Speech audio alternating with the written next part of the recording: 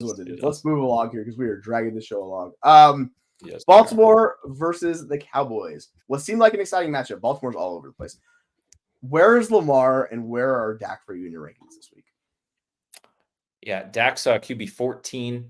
He just doesn't have the weapons. He was throwing something like 6 or 8 targets. I think it was 6 receptions. So I think it was 8 targets to Jalen Tolbert last week. Ferguson is still going to be out in this game. They do not know how to use their running backs in the passing game. Cooks was around. At least he was out there. You don't want to start him for fantasy, but Dak just doesn't have it outside of CeeDee Lamb, unfortunately. So he's my QB 14.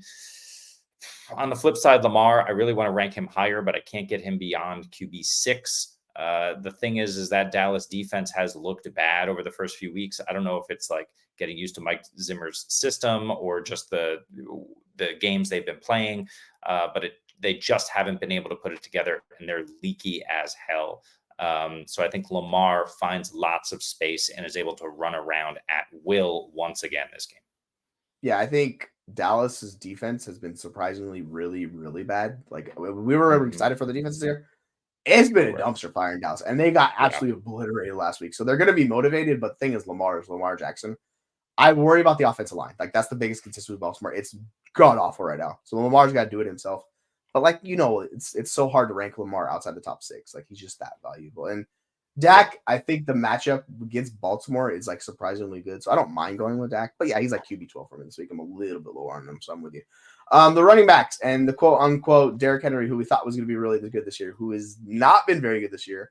And on the flip side, the dumpster fire that is Dallas, even though if I'm going with any one of those running backs, Rico Dowdle saw an increase in production and they're kind of moving away from Zeke. So I want the younger running back in that offense. Like if I'm starting any one of those guys, it's Rico Dowdle. Like I still have concerns against Baltimore, but it could be a good game for them.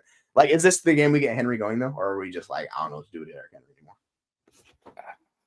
I don't know what to do with Derrick Henry right now. It's look, it's not winter. Winter is coming, but winter is not here yet. We know Derrick Henry will become a White Walker soon enough, but it's not happening just yet for him. He needs to get a little bit more acclimated. They need to figure out exactly how to use them. Lamar needs to be a little bit better, just kind of, with the read option and deciding to actually give it to Henry a little bit more. But the real issue is this offensive line in Baltimore. They're struggling. They are not what they were a year ago because they've lost some key pieces. So that's the issue that I'm having. But it's Dallas. So he's a top 10 back for me. He's number 10. Get right game, baby. Yeah, like that's the thing. Like he could smash this week. If he doesn't smash this week, I'm already concerned about Henry. I'm going to be like shaking in my boots about Henry because I'm like, dude, you're getting good matchups. Like I know the Raiders have a good D line, but like it should have been a lot better for them. So this is like what we call a get right game. So hopefully it gets right for him. Like I won't be so desperately worried because the thing about Henry is he's still good yards after contact. It's just the yards before contact that sucks. Yep. Yeah, that's a good running back route to have. I don't hate that at all. Let's go to the wide receivers. We already talked about CeeDee Lamb and how amazing CeeDee Lamb is and how good he should be this week. What I think with Jalen Tolbert, are you going to rank him above Cooks, or are you still going to like have Cooks above Tolbert for this week? No, I have to rank him above Cooks. The problem is I'll be shocked if I have Cooks in my top 60. Oh, I do. He's 58. So yeah, Cooks. I'm done with Cooks. Tolbert, that's an interesting question. Tolbert is far too low. Oh, he's in the 70s. No, I got to move him up. Yeah, he'll be above Cooks, I think, but I just don't want many pieces of this. I don't care. It's CeeDee Lamb and no one else. Yes. And we know Baltimore has a good secondary as well. So they're going to try to take away CeeDee. There'll be other guys open. But, we saw this with Philadelphia last week, right? Who'd they turn to in their time of need? Britton Covey, right? So these teams are just pulling these guys out of the woodwork and just throwing them on the field and giving them 10 targets. So, will I be surprised if Jalen Tolbert does nothing this week? No.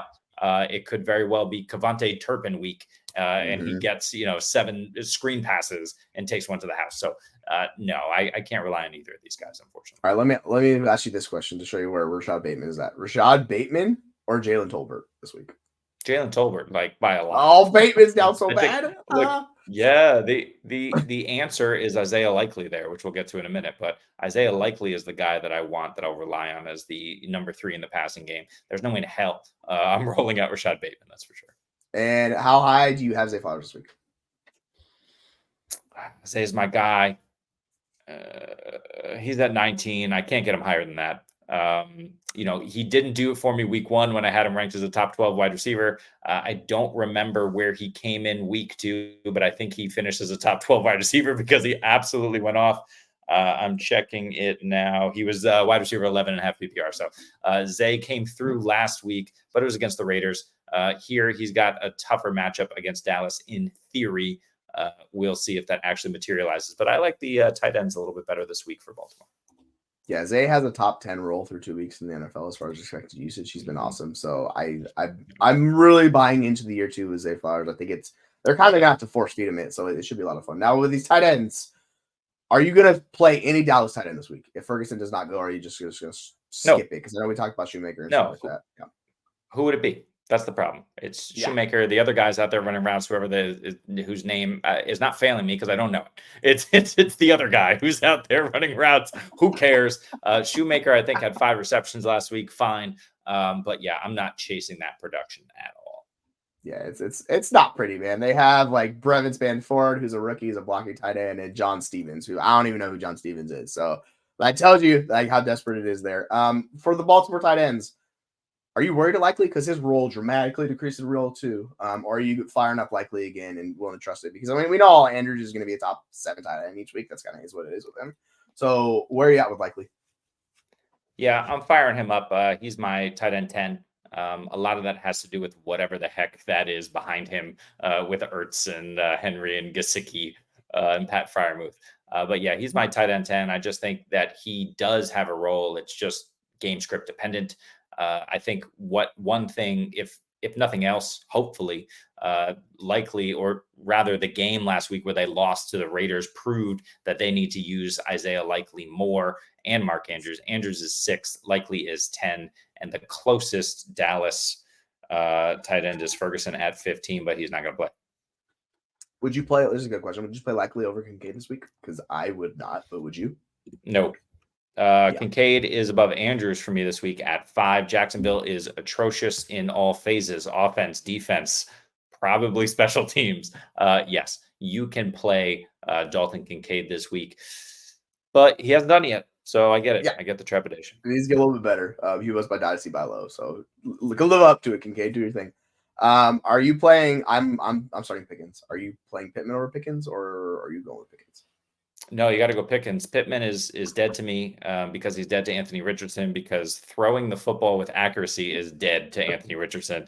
Yeah, you're literally 50-50. So is Anthony Richardson's a ball from Anthony Richardson. It's literally 50-50 whether that ball is going to be on target or not. So yeah, give me Pickens. Anthony Richardson is Uncle Rico from Napoleon Dynamite. He's like, I can chuck a pigskin a quarter of a mile. And he does. And the problem is, dude, take the easy throw to Pittman, dog. Like, it's so much easier. He's like, no. Yeah, Schoonmaker is he's just yeah, exactly. So it's interesting.